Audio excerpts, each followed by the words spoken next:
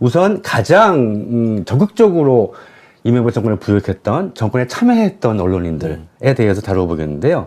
이명박 정부는 인수위 시절부터 적극적으로 프레스 프렌들리라고 네. 얘기를 했죠. 근데 그 프레스 프렌들리의 방법이 매우 특이하고 악질적이었습니다. 그 전에 이제 YS 장학생이라고 있었는데요. 네. 그것은 언론인과 관계를 돈독하게 해서 정보를 흡수하고 여론 지형을 유리하게 조성하고, 다음에 그 반대급부로 그들에게 정치에 참여할 수 있는, 입문할 수 있는 기회를 제공하는 요 정도였습니다. 네. 근데 이명박 정부의 프레스 프렌들리는 아예 언론 인력을 직접 언론계에 투입해서 언론을 장악하는 도구로 활용을 했습니다. 그 점이 특별히 중요한 것이죠. 아예 그냥 사람을 뽑아서 정치권으로 가져오는 게 아니라 데려오는 게 아니라 언론 자체를 박아놔서 박아버리겠다. 재투입해서 언론을 장악하는 그런 방법을 활용을 했죠. 굉장히 좀 이렇게 주도 면밀하게 좀 지속이 된 것 같아요. 그 효과가 지금까지도 좀 있는 것처럼 여겨지거든요. 그렇죠. 지금 시끌시끌한 것이 다 이명박이 심어놓은, 이명박이 만들어놓은 언론 장악 체제가 재편되고 있는 것이죠. 그러니까 이명박은 그 기자들의 심리를 잘 아는 사람이죠. 그러니까 기자들을 기회주의자로, 특히 기회주의적인 기자들을 잘 활용했던, 그러니까 어떤 접대부터 해서 김유찬의 폭로가 있지 않습니까? 그래서 이미 예전에 물론 그 기업체 현대건설 사장 시절에도 좀 그랬을 거예요. 안 봐도 뻔한 건데, 왜냐면은 어느 날 갑자기 이게 기술이 생긴 게 아니니까. 그래서 기자들 구워 삼는 방법을 잘 알고 있었고, 대통령 되기 전부터 기자들을 자기가 어떻게 활용할 것인지에 대한 이 구상이 확실하게 있었다. 우리가 생각하는 수준을 초월했는데요. 두 가지 양상이 있습니다. 하나는 청와대가 영향력을 행사할 수 있는 언론사의 사장으로 직접 내려보내는 겁니다.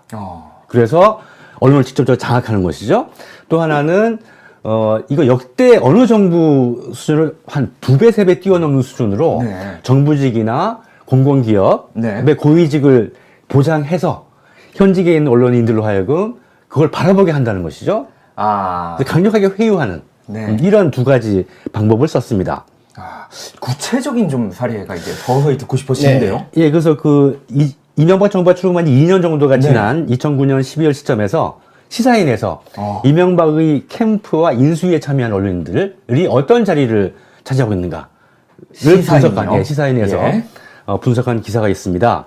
여기에 직접적으로 대상이 된 인원은 88명으로 분석이 됐습니다. 많네요. 어마어마한 거예요. 어마어마한 거예요. 그다음에 비공식적으로 명확하게 드러나지 않은 것까지 해서 한 100명 정도로 그 당시 추정을 했습니다. 이건 전무후무합니다. 전무후무한 일이죠. 예전에도 없었고. 예전에도 없었고 YS 때도 이러지는 않았어요. 참고로 지금 우리 문재인 대통령 캠프에 참여했던 언론 특보 등으로 참여했던 인사는 많아봐야 20명이 넘지 않습니다. 다 15명, 16명 요 정도로 파악이 되는데, 그 중에서도 정권 어디에 참여한 사람은 제가 모르는 어디인가가 있을지 모르겠지만 제가 아는 법이 내에서는 윤영찬 국민소통수석 밖에는 없습니다. 근데 거기도 원래 언론인 출신이긴 하지만 퇴직할 때 됐죠. 네이버라는 기업체 출신으로 픽업된 거죠. 그렇죠. 언론인 출신이라서가 아니라 그런 것이죠. 근데 캠프에 참여한 분은 그렇고 캠프에 지금 몇몇 언론인들이 일을 하고 있습니다. 근데 다들 특히 이제 김의겸 대변인이 그런 케이스라고 할 수가 있죠. 근데 캠프에 참여하거나 이번 인수위도 없었지만 정권 창출에 직접적인 도움을 준 일이 없습니다. 그런 분들이 정권이 잡은 다음에 발탁된 것이죠. 이명박 시대는 그 언론사에서 다시 한번 좀 기록을 제대로 해야 되는 게 그 나치 시대에 나치에 부역했던 프랑스 언론인들과 저는 맞먹는다고 생각을 합니다. 그러니까 이명박근혜 지난 9년 동안 언론이 썼던 기사라는 게 사실 진짜 정권 비판 감시 떠들고 있지만 한 게 없어요. 사실상 거의 안 했습니다. 물론 가끔씩 그래도 기자 존신 때문에 어차피 쓸 수밖에 없는 그런 상황에 몰려서 이제 쓴 것들은 많아요. 특정 경쟁이 생기니까. 그것 이외에 말고는 정말 철저하게 이명박근혜 정권에 부역하는 역사 를 기록을 해야 되는 게 지금 이 88명이 단순히 88명의 문제로 끝나는 것이 아니라 이 사람들이 언론계 선배들 아니에요. 예.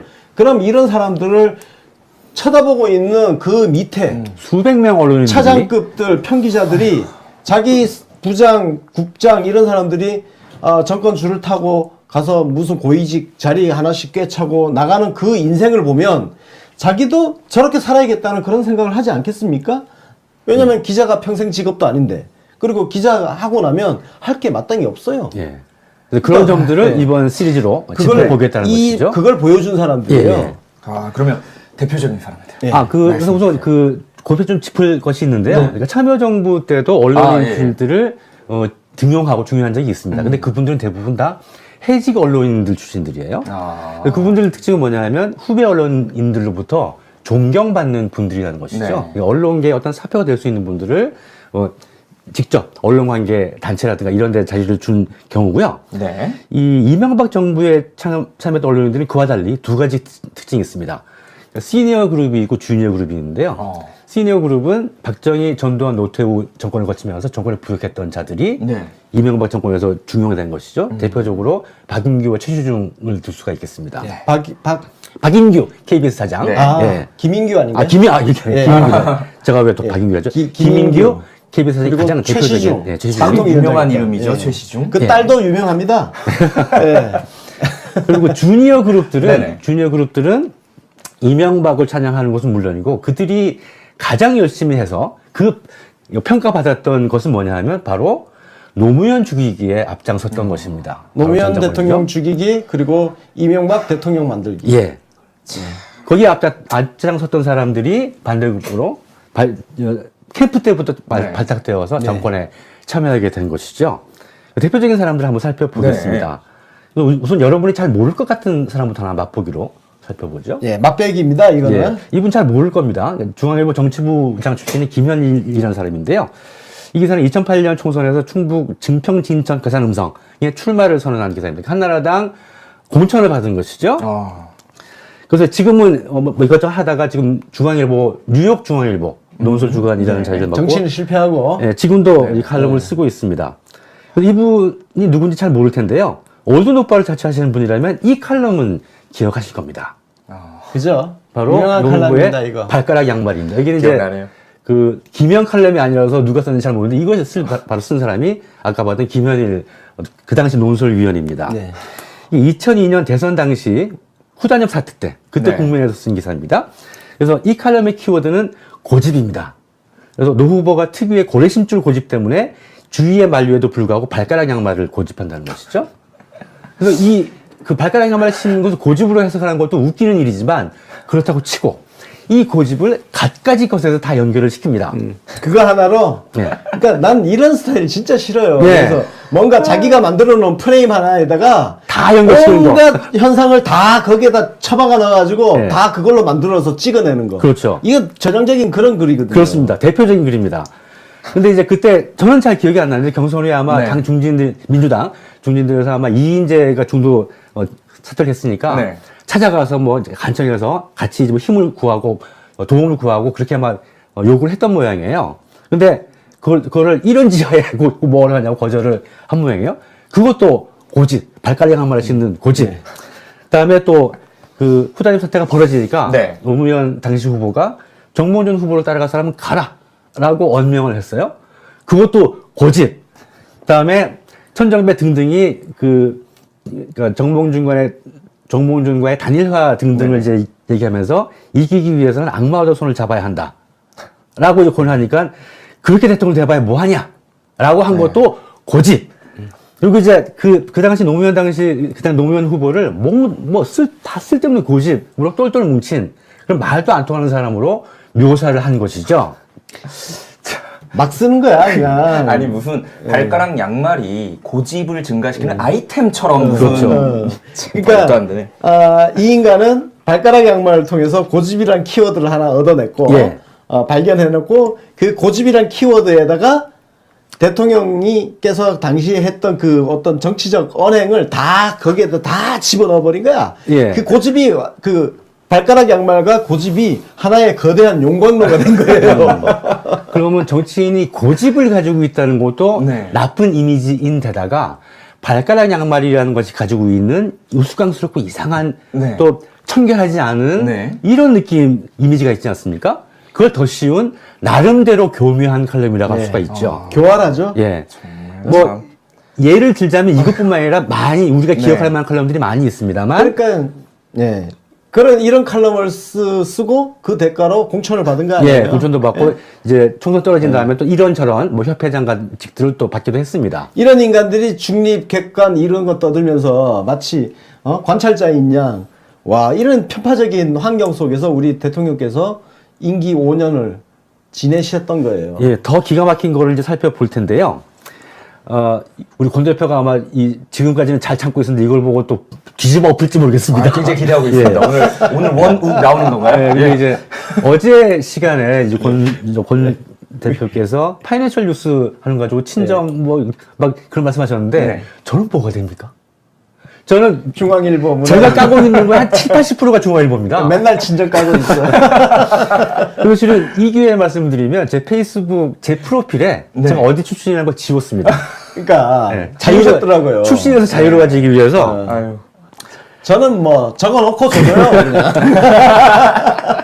그래서 이명박 정부에서 가장 중용된 중앙일보 출신 언론인 중은 역시 이 김두 저 홍보수석 홍보 특보가 있죠. 예.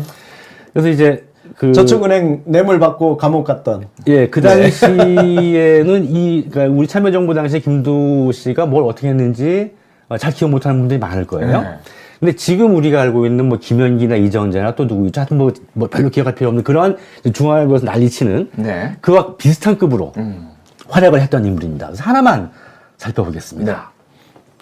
네. 자, 제목부터 짠하죠. 국민인 게 부끄럽답니다.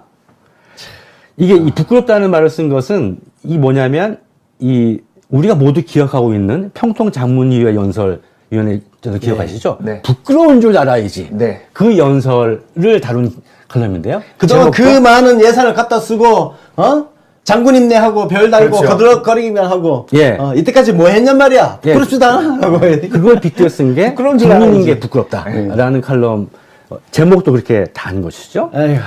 처음 이제 한 문단을 살펴보면 증오와 분노에 찬 목소리, 오만불손하고 품이라고는 찾을 길 없는 제스처로 국민의 넋을 잃게 했다. 때론 두 손을 바지 주머니에 찌른 모습으로, 때론 연단을 주먹으로 몇 번씩 내려치면서, 때론 고함과 함께 주먹을 내보이면서 지켜본 국민의 가슴은 산산이 부서졌다.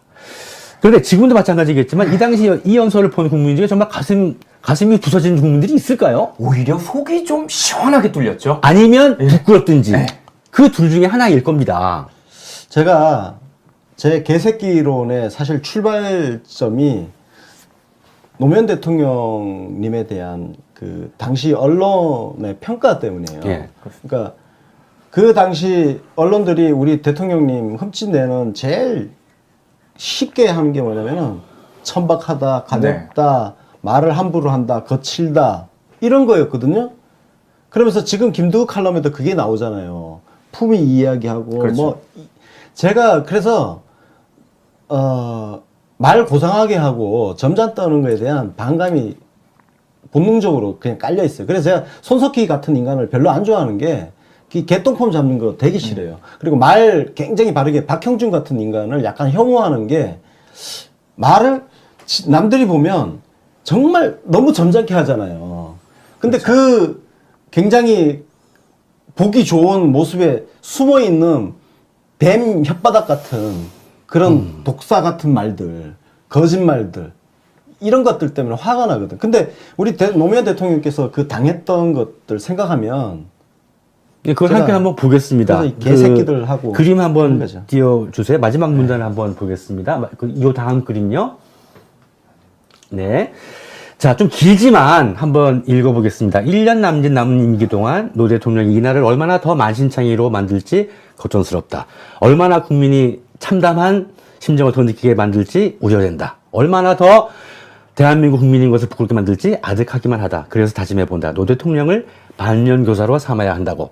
콤플렉스로 똘똘 뭉친 대통령, 정서불안정인 대통령, 자신의 무리성에 대한 확신이 지나친 나머지 잘못을 지적당하면 참지 못하고 싸우자고 덤비는 대통령은 뽑지 말아야 한다. 그런 대통령은 국민의 가슴을 찢고 국민의 자존심을 패대기치고 국민의 정신을 황폐화시킨다. 잘못은 한 번으로 족하다. 더 길게 코멘트하지 않겠습니다. 단지 참여정부 내내 이런 식의 저주와 막말과 폭언이 대통령을 향해 일상적으로 퍼부어졌다는 사실만 우리 함께 상기해보고 기억해보는 것으로 하겠습니다. 하나하나 짚어나가면 제 성질을 못 참을 것 같습니다. 어떻게 참 이게 보면 볼수록 사실 분노가 치밀죠. 그 당시에 정말 심리학자까지, 심리학 교수까지 동원해서 그런 이미지를 만들려고 했다는 이야기가 계속 나오고 있잖아요. 네. 자기도 저렇게 살아야겠다는 그런 생각을 하지 않겠습니까? 왜냐면 기자가 평생 직업도 아닌데, 그리고 기자가 하고 나면 할 게 마땅히 없어요. 예. 그런 점들을 이번 시리즈로 짚어보겠다는 것이죠. 그걸 보여준 사람들이에요. 예. 그러면 대표적인 사람들. 예. 그래서 우선 골프 좀 짚을 것이 있는데요. 그러니까 참여정부 때도 언론인들을 등용하고 중요한 적이 있습니다. 근데 그분들은 대부분 다 해직 언론인들 출신들이에요. 그분들 특징은 뭐냐 하면 후배 언론인들로부터 존경받는 분들이라는 것이죠. 네. 언론계의 어떤 사표가 될 수 있는 분들을 직접 언론관계 단체라든가 이런 데 자리를 준 경우고요. 네. 이 이명박 정부에 참여했던 언론인들은 그와 달리 두 가지 특징이 있습니다. 시니어 그룹이 있고 주니어 그룹이 있는데요. 시니어 그룹은 박정희, 전두환, 노태우 정권을 거치면서 정권을 부역했던 자들이 이명박 정권에서 중용된 것이죠. 대표적으로 박인규와 최시중을 들 수가 있겠습니다. 네. 박인규 KBS 사장. 네. 김인규 아닌가요? 김인규입니다. 제가 왜 또 박인규라죠? 김인규 KBS 사장이 가장 최시중. 대표적인 최시중. 방송 유명한 이름이죠. 최시중. 그 딸도 유명합니다. 그리고 주니어 그룹들은 이명박을 찬양하는 것은 물론이고 그들이 가장 열심히 해서 평가받았던 것은 뭐냐 하면 바로 노무현 죽이기에 앞장섰던 것입니다. 노무현 대통령 죽이기, 그리고 이명박 대통령 만들기. 예. 거기에 앞장섰던 사람들이 반대급부로 캠프 때부터 발탁되어서 정권에 참여하게 된 것이죠. 대표적인 사람들을 한번 살펴보겠습니다. 우선 여러분이 잘 모를 것 같은 사람부터 하나 맛보기로 살펴보죠. 예, 맛배기입니다, 이거는. 이분 잘 모를 겁니다. 중앙일보 정치부장 출신의 김현일이라는 사람인데요. 이 기사는 2008년 총선에서 충북 증평, 진천, 괴산, 음성에 출마를 선언한 기사입니다. 한나라당 공천을 받은 것이죠. 그래서 지금은 이것저것 하다가 지금 중앙일보, 뉴욕 중앙일보 논술 주간이라는 자리를 맡고 정치는 실패하고. 지금도 이 칼럼을 쓰고 있습니다. 그래서 이분이 누군지 잘 모를 텐데요. 올드노빠를 자처하시는 분이라면 이 칼럼은 기억하실 겁니다. 그죠? 바로 노무부의 발가락 양말입니다. 여기는 이제 김영 칼럼이 아니라서 누가 썼는지 잘 모르는데 이것을 바로 쓴 사람이 아까 봤던 김현일 그 당시 논설위원입니다. 2002년 대선 당시 후단협 사태 때 그때 국민에서 쓴 기사입니다. 그래서 이 칼럼의 키워드는 고집입니다. 그래서 노 후보가 특유의 고래심줄 고집 때문에 주위의 만류에도 불구하고 발가락 양말을 고집한다는 것이죠. 그래서 그래서 이명박 정부가 출범한 지 2년 정도가 지난 2009년 12월 시점에서 시사인에서 이명박의 캠프와 인수위에 참여한 언론인들이 어떤 자리를 차지하고 있는가를 분석한 시사인에서 분석한 기사가 있습니다. 여기에 직접적으로 대상이 된 인원은 88명으로 분석이 됐습니다. 맞네요. 어마어마한 거예요. 네, 어마어마한 거예요. 그다음에 비공식적으로 명확하게 드러나지 않은 것까지 해서 한 100명 정도로 그 당시 추정을 했습니다. 이건 전무후무합니다. 전무후무한 일이죠. 예전에도 없었고. 예전에도 없었고 YS 때도 이러지는 않았어요. 참고로 지금 우리 문재인 대통령 캠프에 참여했던 언론특보 등으로 참여했던 인사는 많아봐야 20명이 넘지 않습니다. 다 15명, 16명 요 정도로 파악이 되는데 그 중에서도 정권 어디에 참여한 사람은 제가 모르는 어딘가가 있을지 모르겠지만 제가 아는 법이 내에서는 윤영찬 국민소통수석 밖에 없습니다. 근데 거기도 원래 언론인 출신이긴 하지만 퇴직할 오래됐죠. 네이버라는 기업체 출신으로 픽업된 거죠. 그렇죠. 언론인 출신이라서가 아니라 그런 것이죠. 근데 캠프에 참여한 분은 그렇고 그렇죠. 캠프에 지금 몇몇 언론인들이 일을 하고 있습니다. 근데 다들 특히 이제 김의겸 대변인이 그런 케이스라고 할 수가 있죠. 예. 근데 캠프에 참여하거나 이번 인수위도 없었지만 정권 창출에 직접적인 도움을 준 일이 없습니다. 그런 분들이 정권이 예. 잡은 다음에 발탁된 것이죠. 이명박 시대에는 그 언론사에서 다시 한번 좀 기록을 제대로 해야 되는 게 네. 그 나치 시대에 나치에 부역했던 프랑스 언론인들과 저는 맞먹는다고 생각을 합니다. 예. 그러니까 이명박근혜 지난 9년 동안 언론이 썼던 기사라는 게 사실 진짜 정권 비판 감시 떠들고 있지만 한 게 없어요. 사실상 거의 안 했습니다. 물론 가끔씩 그래도 기자 자존심 때문에 어차피 쓸 수밖에 없는 그런 상황에 몰려서 이제 쓴 것들은 많아요. 특정 경쟁이 생기니까. 그것 이외에 말고는 정말 철저하게 이명박근혜 정권에 부역하는 역사를 기록을 해야 되는 게 지금 이 88명이 단순히 88명의 문제로 끝나는 것이 아니라 이 사람들이 언론계 선배들 아니에요. 예. 그럼 이런 사람들을 쳐다보고 있는 그 밑에 수백 명 언론인들이 차장급들, 평기자들이 자기 부장, 국장 이런 사람들이 정권 줄을 타고 가서 무슨 고위직 자리 하나씩 꿰차고 나가는 그 인생을 보면 그 발가락 한마리 치는 것을 고집으로 해석하는 것도 웃기는 일이지만 그렇다고 치고 이 고집을 갖가지 것에서 다 연결을 시킵니다. 그거 하나로 예. 그러니까 난 이런 스타일 진짜 싫어요. 예. 그래서 뭔가 자기가 만들어 놓은 프레임 하나에다가 다 연결시키는 거. 온갖 현상을 다 거기에다 처박아 넣어가지고 예. 다 그걸로 만들어서 찍어내는 거. 그렇죠. 이거 전형적인 그런 글이거든요. 그렇습니다. 대표적인 글입니다. 근데 이제 그때 저는 잘 기억이 안 나는데 경선에 아마 네. 당 중진들, 민주당 중진들에서 아마 이인재가 중도 사퇴했으니까 네. 찾아가서 뭐 간청해서 같이 뭐 힘을 구하고 도움을 구하고 그렇게 아마 요구를 했던 모양이에요. 근데 그거를 이런 지하에 뭘 하냐고 거절을 한 모양이에요. 그것도 고집, 발가락 한 마리 씻는 고집. 네. 그다음에 또 그 후다님 사태가 벌어지니까 네. 노무현 당시 후보가 정몽준 후보를 따라갈 사람은 가라라고 언명을 했어요. 그것도 고집. 그다음에 천정배 등등이 그러니까 정몽준과의 단일화 등등을 이제 얘기하면서 이기기 위해서는 악마와도 손을 잡아야 한다라고 이제 권하니까 그렇게 대통령 돼봐야 뭐하냐라고 한 것도 고집. 그리고 이제 그 당시 노무현 후보를 다 쓸데없는 고집으로 똘똘 뭉친 그런 말도 안 통하는 사람으로 묘사를 한 것이죠. 막 쓰는 거야 그냥. 아니 무슨 발가락 양말이 고집을 증가시키는 아이템처럼 무슨 그렇죠. 말도 안 되네.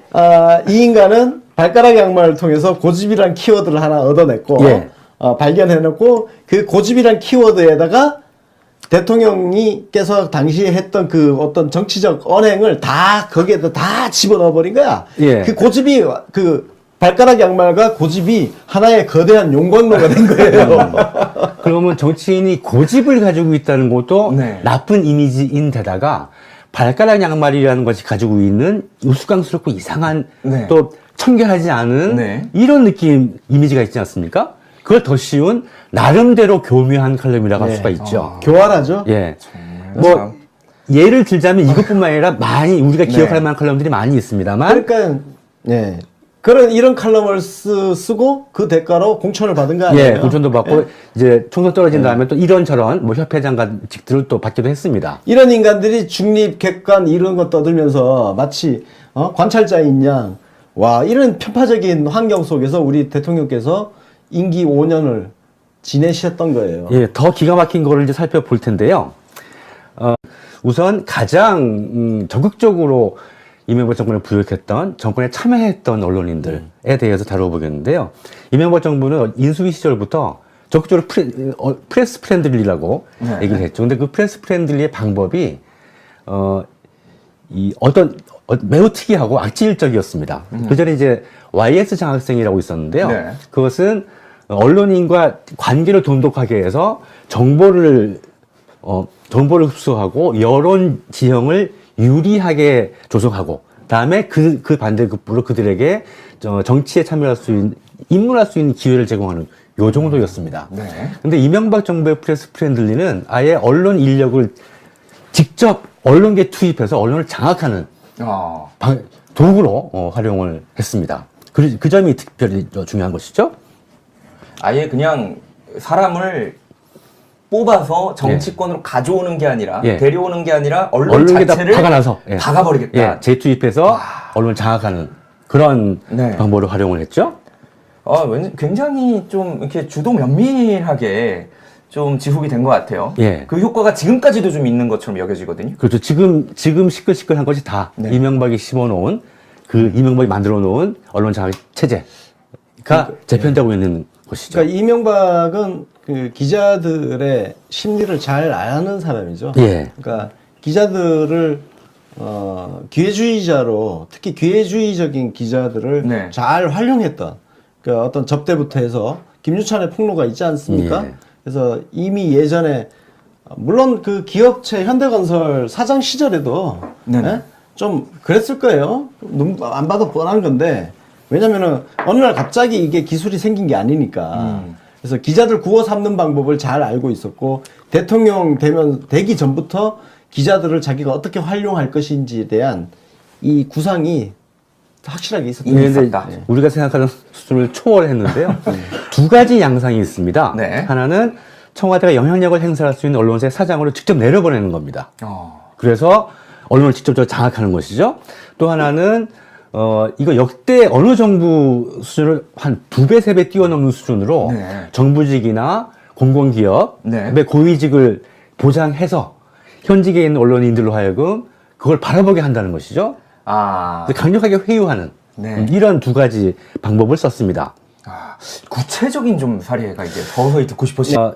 우리 권 대표가 아마 지금까지는 잘 참고 있었는데 이걸 보고 또 뒤집어 엎을지 모르겠습니다. 굉장히 기대하고 있습니다. 예. 오늘 원욱 나오는 건가요? 네, 그리고 이제 어제 시간에 이제 권 대표께서 파이낸셜 뉴스 하는 거 가지고 친정 뭐 막 그런 말씀하셨는데 네. 저는 뭐가 됩니까? 저는 중앙일보 제가 까고 있는 거한 7, 80%가 중앙일보입니다. 맨날 친정 까고 있어요. 그리고 실은 이 기회에 말씀드리면 제 페이스북 제 프로필에 네. 제가 어디 출신이라는 걸 지웠습니다. 그러니까 네. 자유셨더라고요. 출신에서 자유를 가지기 위해서 아유. 저는 뭐 적어놓고 줘요 그냥. 그래서 이명박 정부에서 가장 중용된 중앙일보 출신 언론인 중은 역시 이 김두 저 홍보수석 홍보특보가 있죠. 그래서 이제 저축은행 뇌물 받고 감옥 갔던. 예, 그 당시에는 그러니까 우리 참여정부 당시에 김두 씨가 뭘 어떻게 했는지 잘 기억 못하는 분들이 많을 거예요. 네. 근데 지금 우리가 알고 있는 뭐 김현기나 이정재나 또 누구 있죠? 하여튼 뭐 별로 기억할 필요 없는 그런 중앙일보에서 난리치는 네. 그와 비슷한 급으로 활약을 했던 인물입니다. 그래서 하나만 살펴보겠습니다. 네. 자, 제목부터 짠하죠. 국민인 게 부끄럽답니다. 이게 이 부끄럽다는 말을 쓴 것은 이 뭐냐면 우리가 모두 기억하고 있는 평통장문위원회 연설위원회 기억하시죠? 네. 부끄러운 줄 알아야지. 네. 그 연설을 다룬 칼럼인데요. 그동안 그 많은 예산을 갖다 쓰고 장군 임내하고 별 달고 그렇죠. 거들거리기만 하고 예. 이때까지 뭐 했냔 말이야. 예. 부끄럽지도 않아. 하고 그걸 빗대어 쓴 게 부끄러운 줄 국민인 알아야지. 게 부끄럽다라는 칼럼 제목도 그렇게 단 것이죠. 에휴. 처음 한 문단을 살펴보면 증오와 분노에 찬 목소리, 오만불손하고 품이라고는 찾을 길 없는 제스처로 국민의 넋을 잃게 했다. 때론 두 손을 바지 주머니에 찌른 모습으로, 때론 연단을 주먹으로 몇 번씩 내려치면서, 때론 고함과 함께 주먹을 내보이면서 지켜본 국민의 가슴은 산산이 부서졌다. 그런데 지금도 마찬가지겠지만 이 당시 이 연설을 본 국민 중에 정말 가슴이 부서지는 국민들이 있을까요? 오히려 속이 좀 시원하게 뚫렸죠. 아니면 부끄럽든지 그 둘 중에 하나일 겁니다. 제가 제 개새끼론의 사실 출발점이 노무현 대통령님에 대한 그 당시 언론의 평가 때문이에요. 예. 그러니까 그 당시 언론들이 우리 대통령님 흠집내는 제일 쉽게 하는 게 뭐냐면은 천박하다, 가볍다, 말을 함부로 한다, 거칠다.